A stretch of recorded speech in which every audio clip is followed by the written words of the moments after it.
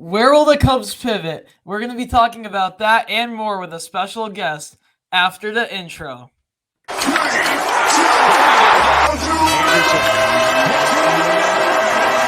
Your Daily Cubs White Sox podcast, the best place for all the baseball debate you need.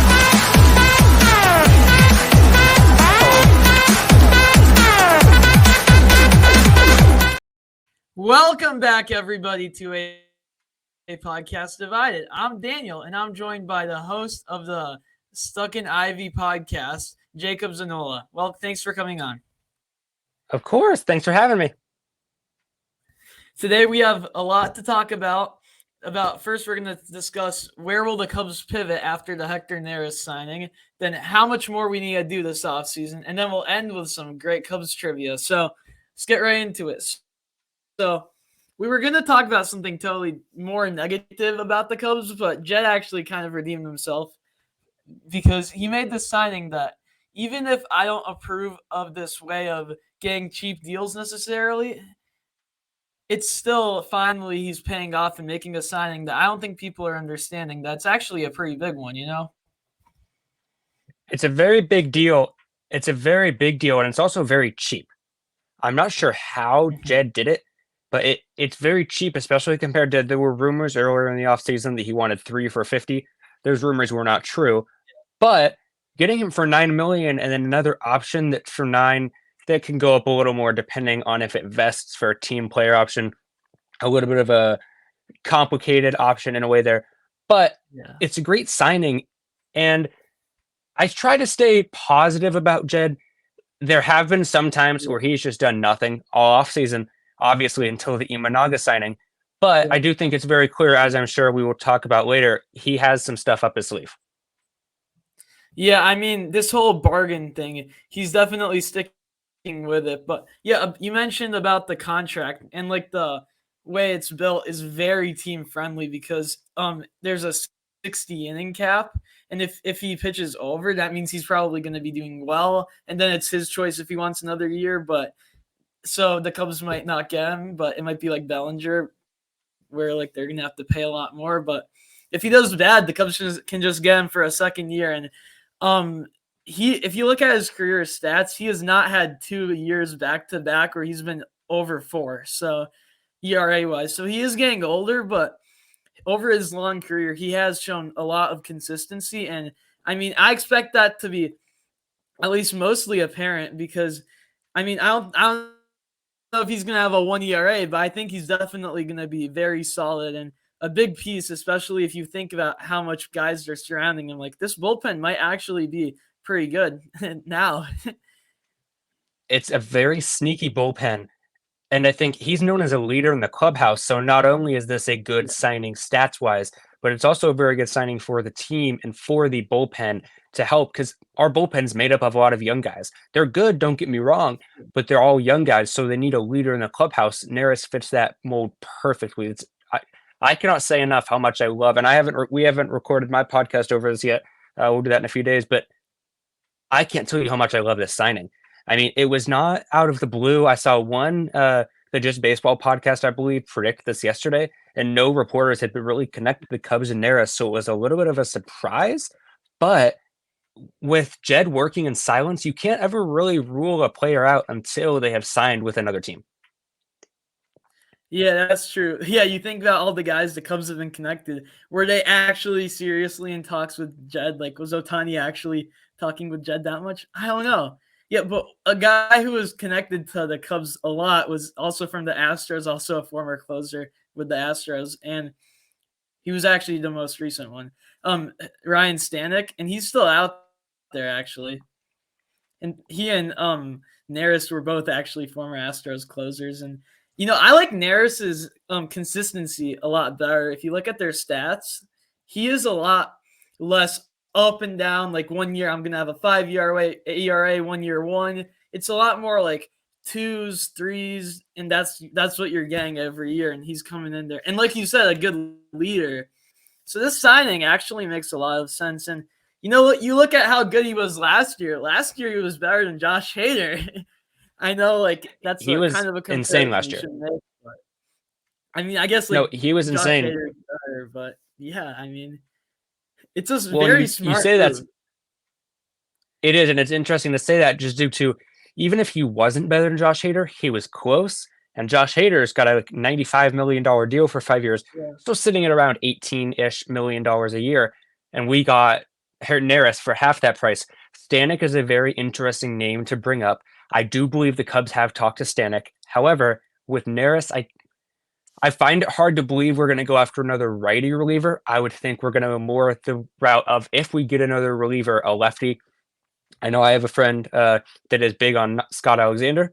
I am big on trading for Tanner Scott. There's also Brad Hand. So there are, I mean, obviously I wanted Matt Moore. He's gone. I really wanted Robert Stevenson. Obviously he's gone. I would say you don't really need another righty reliever. You can never have too many pitchers. If we're being honest, though, you can never have too many pitchers. So if we were to get Stanek, I would be happy because pitching depth, you can never have too many pitchers. But I have to assume the Cubs go more of a lefty reliever route if we continue to add to the bullpen. Yeah, and we're gonna talk about that more in the second part, but like about the direct, like what we're gonna get, like, but also about the pivot though. This is more about like which types of players, and like you say, we kind of have been focusing on the pitching so much so that besides Bush, we haven't added a single major league hitter this whole offseason. So it's almost a situation where Jed has to sign Bellinger. And like maybe I mean with Hoskins gone, that deal made no sense why we didn't get him. Like that angers me, him seeing him go to Milwaukee, especially.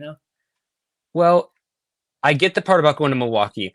What I will say is Hoskins didn't make sense after the Bush trade. I love the Bush trade. It shows that we are not like the Dodgers didn't have room for Bush. There was nowhere that they Yeah. could have put Bush. And so they moved him for a really high talent arm in Jackson Ferris, who I believe is only 19. So you're trading away this 19-year-old prospect, which is very high in your system. He's going to be, I assume he will be very good. But at 19, you still have 3-4 more years until he's in the majors, probably, if not more. Michael Bush, we will see he will be the starting first baseman for the Cubs come March 28th. And so that's where we have no room for Hoskins. Bellinger, I think we can because we can put him in center. I still want Bellinger. Like you said, Jed kind of has to sign Bellinger at this point. If he doesn't, I do assume Yeah. he will make another move for the offense. I'm just not sure where that's going to come. And I don't want just Matt Chapman. Matt Chapman cannot be the only, like, the biggest move of the offseason. Yeah, I was just gonna bring up Matt Chapman. He's the type of guy who you're more adding to your defense than your offense. So like, he's kind of a very marginal guy. But yeah, I'm looking at the Bush trade. Yeah, you're right. Jackson Ferris and Zahir Hope, like two teenagers he gave up for a guy who, in his stint, he hit 160 last year in the majors, but he hit over 300 in the minors, and he's probably going to be a big guy in the majors for the Cubs. With those really young prospects, like the younger the prospect is, the more like unsure you are about their future. So that is a great trade that the Cubs made. It just can't be the only offensive trade. It just can't be enough. It should just be I like agree. a good part of the puzzle, I guess. And I would say Bellinger's still And pretty, and I'm guessing we'll talk about this in a second, but I would say Bellinger's 85% a Cub. 85%.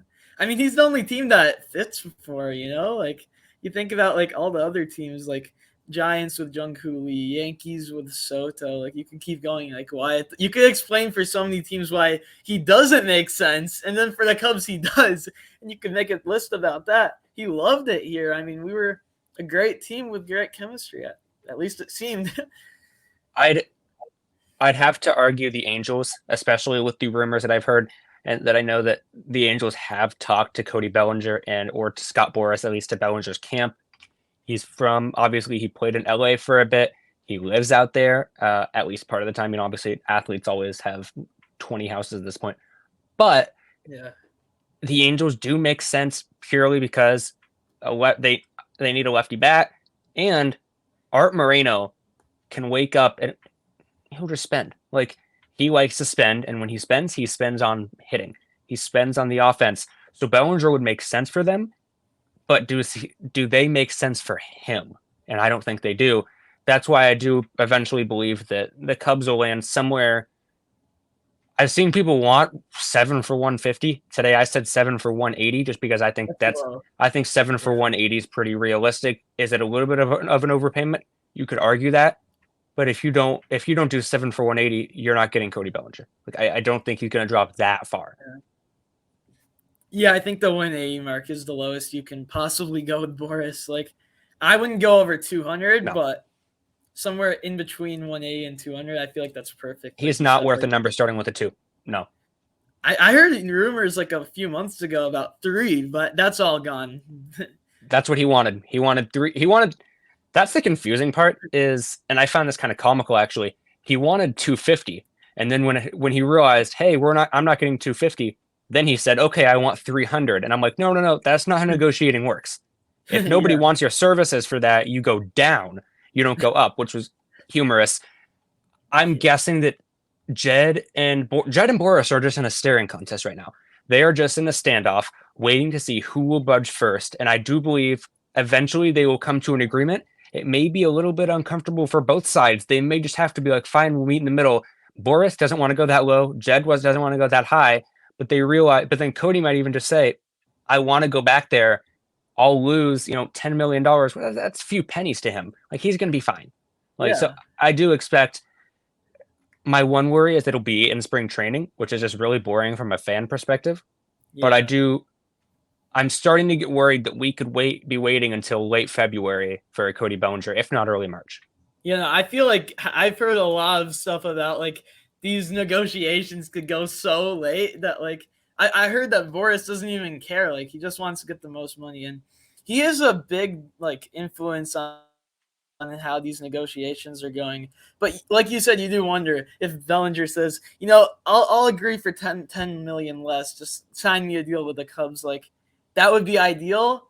And I know, like, if I was like a player in this situation, I'd definitely rather be in the environment I want for 10 million less if I'm making 180. Like, Right. obviously that seems Yeah. crazy if you're not a player, but like, I think it definitely would make sense for him, especially because he had such a great time with us. Like that it makes sense. Like out of any year, like he had the best like to join us, and He now loved the that's what he city. remembers. Yep. He loved the city. He loved the fans. He loved the team.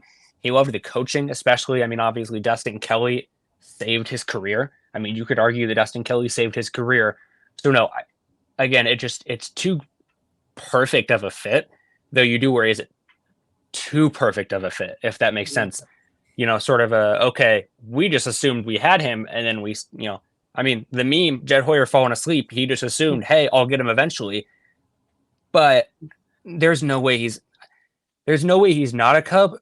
And if he's not, I will be very interested to see where the Cubs do pivot. I will be interested to see where Jed pivots.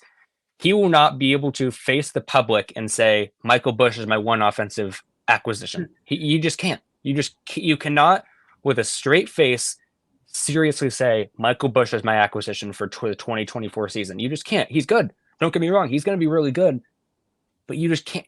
You can't say that and be serious about competing in 2024. Yeah, you think about like now we're pivoting after signing Neris, but I would hate to have to make an episode pivoting after Bellinger signs somewhere else, not to us, because we definitely have to focus on offense. But I would like to say about the Boris thing, it's pretty funny that like he has such a force on these like on the whole free agency at this point, and you think about his 4 big guys remaining, his 4 big clients. It's Cody Bellinger, Blake Snell, Jordan Montgomery, and Matt Chapman. Snell and Montgomery obviously don't make sense when we have Imanaga, and we have.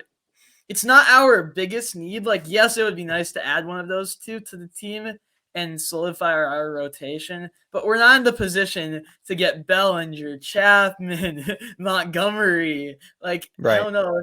We got to focus on offense first. And I think Boris has also contributed to how slow the market's been. 1,000%. Without a doubt. Yeah. Kind of, but yeah, next we're going to talk about how much more the Cubs will have to get before the season starts. So, we like to talk about on this channel about SeatGeek because we are sponsored by them, but on all our channels, and they're a great place to get all your seats, and we have this code that applies for all of them.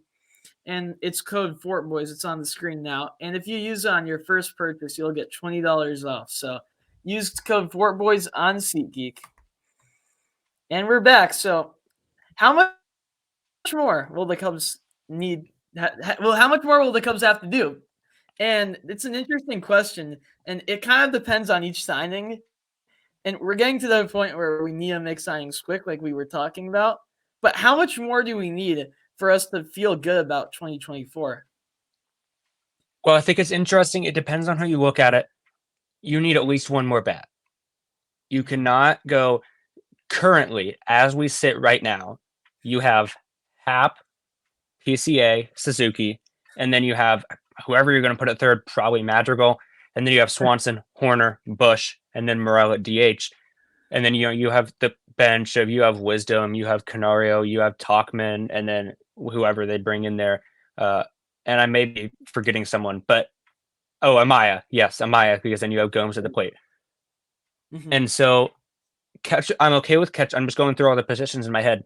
Yeah. I'm okay with catcher. Gomes, I love Gomes, and Amaya, I think, has a lot of promise. I really like Bush. Horner, obviously, is the second coming of Barry Bonds. I love him. Dansby Swanson, obviously, he's going to start. He's really good. Well, yeah. Third base is where we get in a pickle because you cannot. Again, I said you can't be serious and not sign anyone else. You cannot be serious and start Nick Madrigal as your third baseman. You just can't. Yeah, I don't want Madrigal there. He's a good fielder. Don't get me wrong. He had a very productive and surprisingly positive defensive season. Yeah. But you cannot have him. His bat was okay, but it wasn't great. He was a placeholder, and he's an okay placeholder, but you can't have him as your starting third baseman if you really say, we're going to compete. Who's your third baseman? Nick Madrigal. No, you're not. That is the one reason that I've talked myself into Matt Chapman for a 1 or 2 year deal. He won't take it. That's the problem. The one reason I will be okay with Madrigal is if I know Shaw will be up by June, which I think he could be up by July. I think Matt Shaw will probably be up by July or maybe August at the latest, and will be playing at third base. Yeah, it's funny you bring up Madrigal at third because like another guy, if we don't make it, if we don't sign Chapman, we might also see at third base is Master Boney, which would be a very non-contending move to have him up there playing in big games. And I guess we're going to first be talking about the hitters. Like we definitely have holes, but we have a very solid up the middle. Like we have Swanson and Horner, and their defense is good, and their bats are good, but I think their defense is definitely a little better. But we're even, I'd say, a defensive team. Mm-hmm. And I know we scored a lot of runs last year. Like I believe, I was looking at this the other day. I thought it was third, but we had the fifth highest run differential in all of the National League, and that says something. But also, like we have great defense, and if we sign Chapman and fill that hole with him, that would make sense with our team, like going a little more like if we had signed Turner instead of Swanson. Like Swanson's more of the defensive guy, and he has the bat, but he's also like I feel like we would make that signing. That would be a very Cubs 2024 move. I feel like it would. And 2016 obviously was the defense. Like they had offense. They had a lot of offense. Obviously, I mean Bryant, Rizzo, Baez, Russell. Felt like they had a lot of defense. David Ross. They had a lot of defense. This team, if we could really, and that's another reason that I've talked myself into getting Matt Chapman at third. If you can get Bellinger and then Chapman, you are the best defensive team in baseball, and you are a better defensive team than 2016. Ian Happ, 2 Gold Gloves. Pete Crow Armstrong, or let's just say Cody Bellinger. So let's go like this. So then you could think of it either ways. You could go Ian Happ, 2 Gold Gloves. Bellinger in center, Gold Glove. Right field, Suzuki. Obviously, he had a bad error, but he won Gold Gloves in Japan. He is a solid defender. First base, you have Bush. I'm not sure how he is. Not great, I don't think, but that's okay because then up the middle, you have 2 Gold Glovers, a platinum glover at short. Third base, that's the question. But then if you get Matt Chapman, you have a platinum glover there. And then at home, you have Jan Gomes, who was above average defensively. And even if you were to put PCA in center and Bellinger at first, that's even better because then you don't worry about Bush's glove.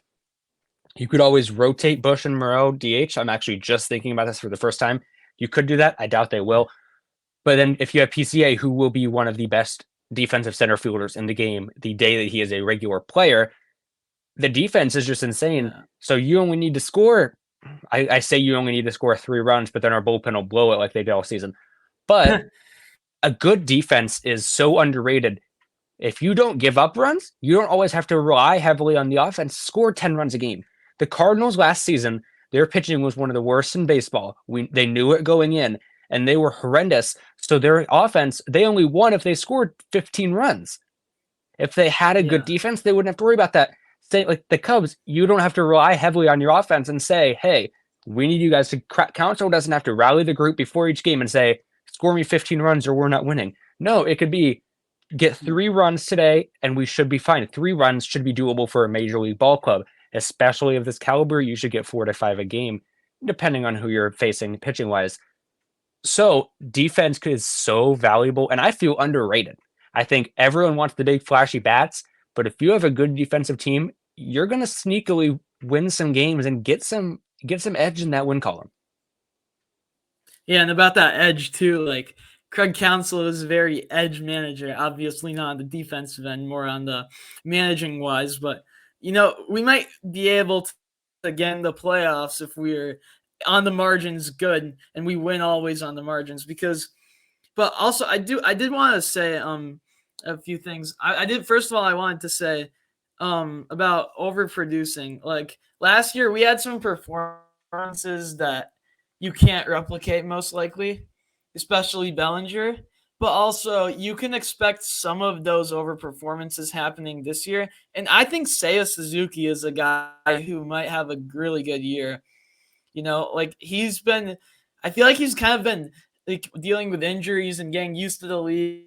And like, I feel like he hasn't really settled in. And I think he has enough potential to like actually like be a big piece for our team, Well, he settled in at the very end of last year, as it was very clear. I mean, his bat was just on fire. He was a very, very good offensive player. I would say that he had a breakout year last year. So I would say more the players that you really are like, okay, can we trust them to keep near that same production this year?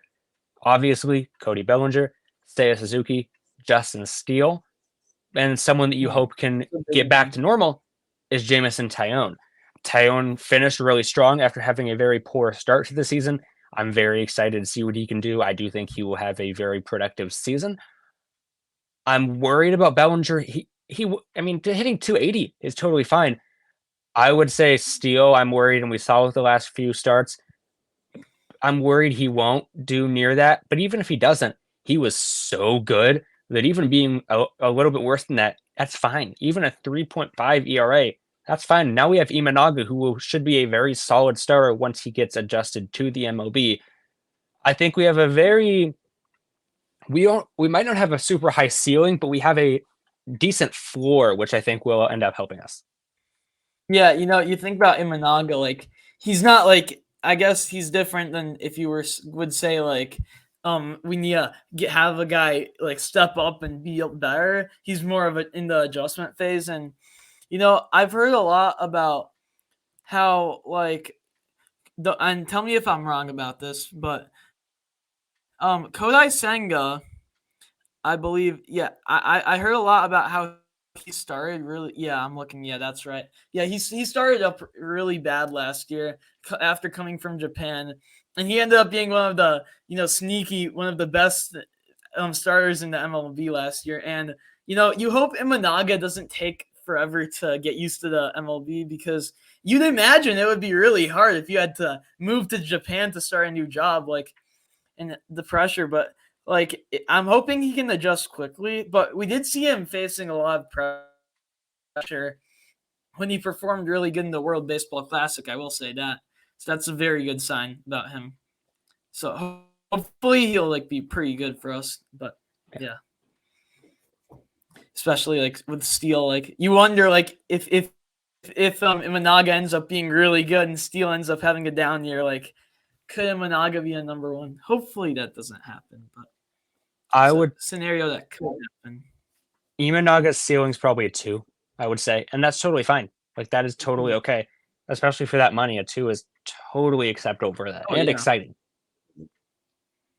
Oh yeah, I mean his contract's very good. Like I believe 15 million. Like that's great.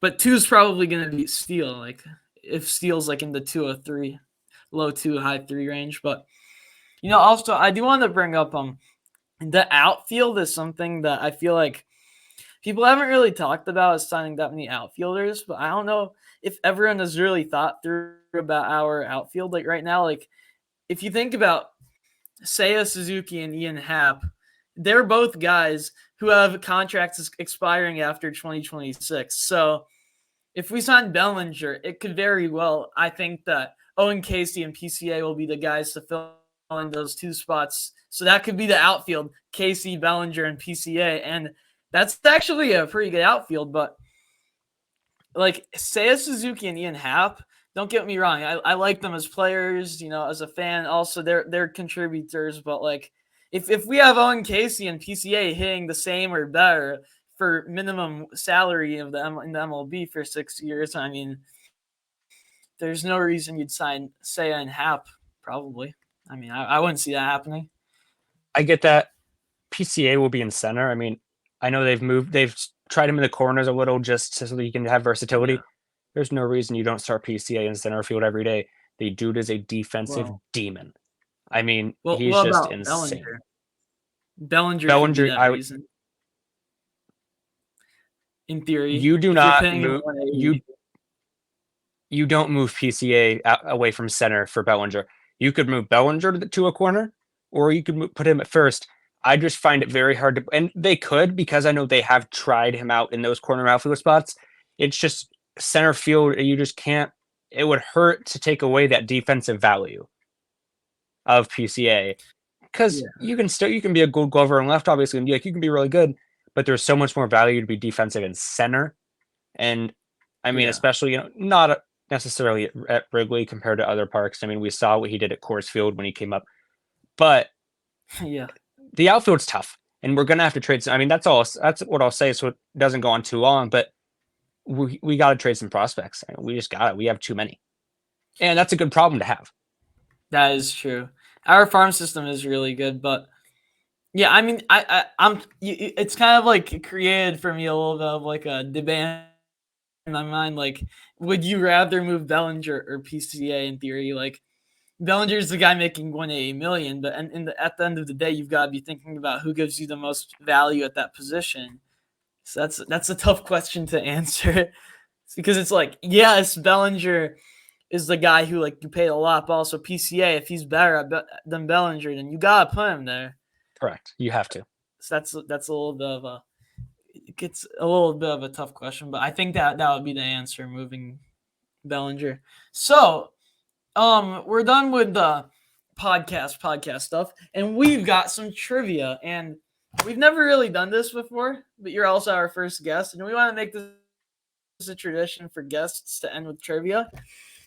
And I've got a book here, and it's a Cubs trivia book, got a lot of stuff. So we can really do this in a lot of different ways, but I'm thinking we do first to 5 correct answers. And so me versus you, like a competition pretty much. So sure.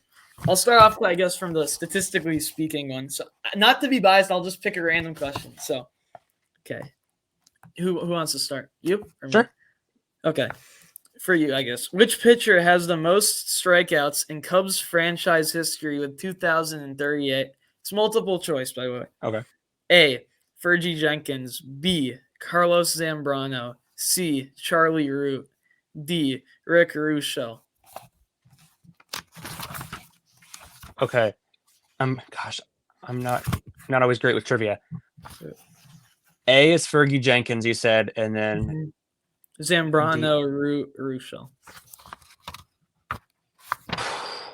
I'm gonna go A, Fergie Jenkins, just because it's Fergie Correct. Jenkins. Correct. Okay. Yeah, I would have said Charlie Root. I thought he had the most. Okay. No, so you have 1 point. Okay. Which pitcher holds the record for most starts in Cubs franchise history with 347? A. Fergie Jenkins, B. Greg Maddux, C. Hippo Vaughn, D. Bob Rush. I mean, I feel like Greg Maddux is that workhorse that I feel like he pitched a lot, but you could think about Hippo Vaughn because he's a lot older and they pitched more back then. I'm gonna say Maddux. Oh, it was Jenkins again. Okay. Both of the answers for Jenkins so far. Okay, so you're up 1-0. First to five. Okay. The next one. Which pitcher threw the most complete games in Cubs franchise history, 317? A. Clark Griffith. B. Fred Goldsmith. C. Bill Hutchinson. D. Mordecai Brown. Gosh, the only one I know is Mordecai Brown, so I'll say that. Same. Do you want me to change the question after that? Okay, who is it? Who is it though? Bill Hutchinson. Yeah, I have no idea who that is. Yeah. Let's switch up the trivia a little bit. So, some of these are too easy. Okay. Oh, that one. Let's do this one. Okay. So, which in June 2020?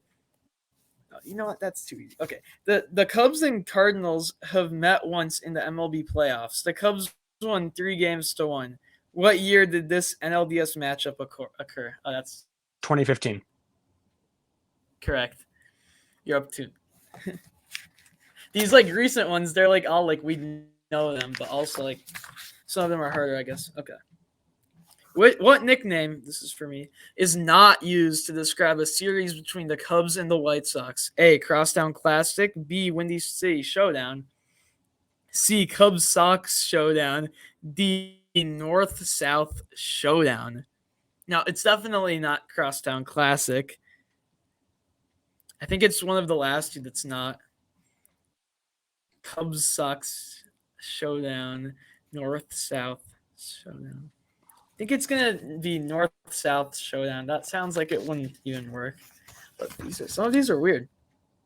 That was Cubs Sox Showdown? Yeah. That's what I was going to say 3. Yeah, C. Yeah. Okay. I've got to step it up. Okay. How many of his 18 career Gold Glove awards did Greg Maddux win with the Cubs? Gosh. 8135. 8135. 5? It's good. It's 5 or 3. I'm gonna go 5. Final answer. Yeah. No, it is 5. 5. It is nice. I'll say it wouldn't have been 8 and 1. Obviously, that doesn't make sense. He was with Chicago too long. Yeah, I would have said 3. Okay. Which Cub won the 1998 NL Rookie of the Year award? A. Sammy Sosa, B. Kerry Woods, C. Mark Grace, D. Terry Mulholland, whoever that is. I'm definitely gonna say Kerry Wood because that was when he was like really young and like 11. I said B. Okay, I got one finally. Okay, 2-1. Okay. Those are Chicago questions. Okay.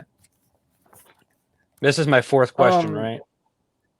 Yeah, I think so. But we're going whoever gets 5 first. So. Okay. But yeah, it's your 5th, I believe. If that's good. Okay. Some of these are like, I like them, but like they're kind of either too old or too new. Okay. How about this? How many Silver Slugger awards did Sammy Sosa win in his career? 12, 6, 3, or 0?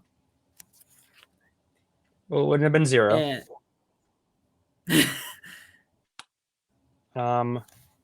Wouldn't have been 12. I'm gonna go with 3. It was 6. It was 6. Okay. It was 6. Okay. For me, how many Gold Glove awards did Ryan Sandberg accumulate during his playoff career? Playing career. I was gonna say playoff. Doesn't make sense. Okay. 5, 2, 9, or 12. I feel like 2 is too low, but for 12, he'd have to win one almost every year. Well, it could be 12 though. I mean, if he has a 12-year career and he's great at defense every year, then he could win it. I'm gonna say 9 though, honestly. 5 is. Yeah, I'm thinking 9 or 5. It's 9. Okay. It's 9. Okay, so we're tied up at 2 now. It's 3. So 3-2. That's not bad. 3-2. Yeah. Which Cub and Cardinal had the 1998 rivalry chasing the MLB home run record? Okay, that one's. Sammy Sosa, Mark McGwire. Yes.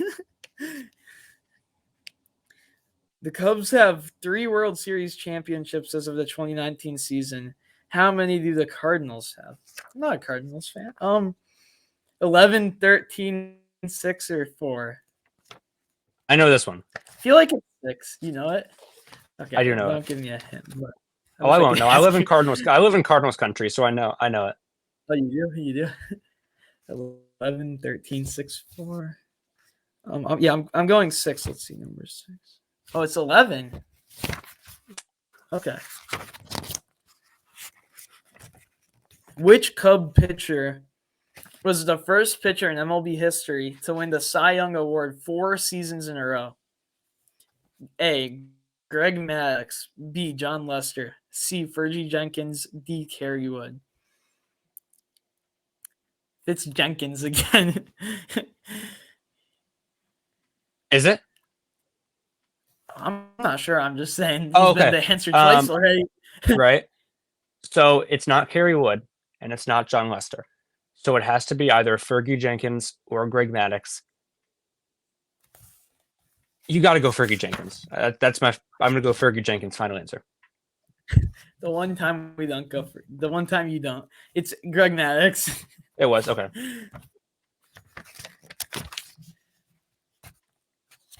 Which Cub has not won an MLB home run derby? A. Sammy Sosa. B. Ryan Sandberg. C. Anthony Rizzo. D. Andre Dawson. I feel like Dawson and Sosa have for sure. Sandberg is not the type of guy to win a home run derby in my memory, at least. But then again, Rizzo, I would have known if he was in the home run derby because I would have been a fan. Schwarber was the one in the home run derby, or was Rizzo in that? I feel like Rizzo has more pop though. Okay, I'm gonna go with Sandberg just because he's old. I feel like he might have been. Sandberg won the home run derby when it was at Wrigley Field. Really? Mm-hmm. Yeah. So Rizzo was the answer. I think I shouldn't get the point, but I was answering who did in my mind. I got confused, but I'm not gonna give myself that. Okay. Let's see. I still got to get I still got to get my 5th. I've been sitting on 4 for a few questions. I know. Okay. These are about Ernie Banks, so these got a little interesting. Ernie Banks holds the 15th longest consecutive game played streak in MLB history. How many games did he play consecutively from August 28th, 1956 to June 22nd, 1961?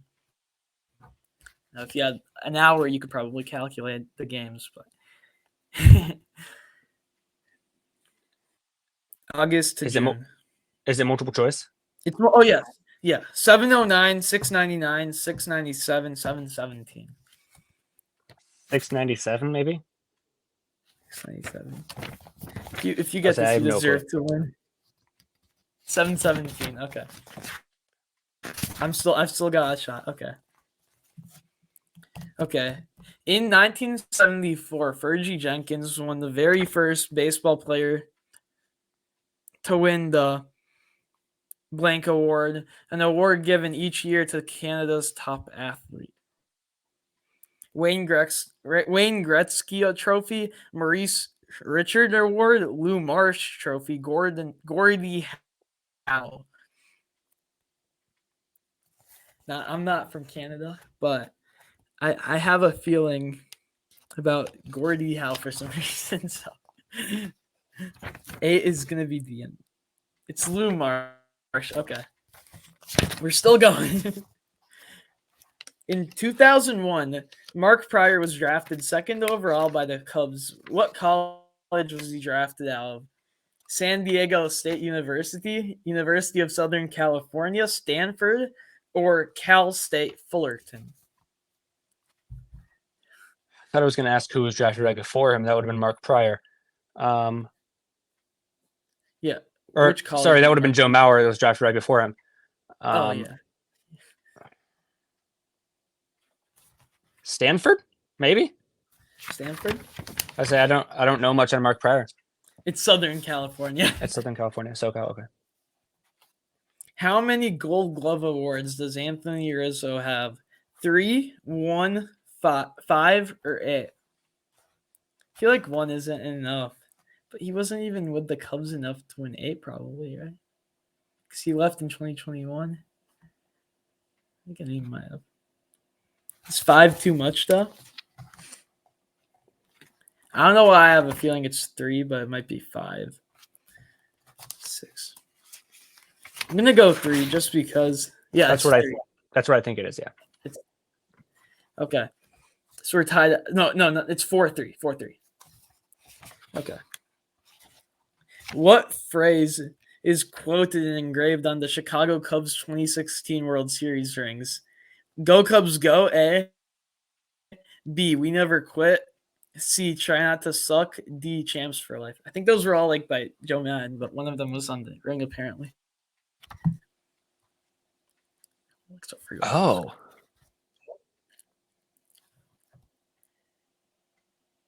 That's interesting. I'm gonna go because I know it was like I'm gonna go never quit. Though I would say never quit. Yeah, you got it. You officially have won our first ever trivia competition on the podcast. So yeah, that's great. Okay. That was really fun. It's been great having you on. Thanks for coming on again. And that's a wrap. So thank you guys if you're still watching this far. And until next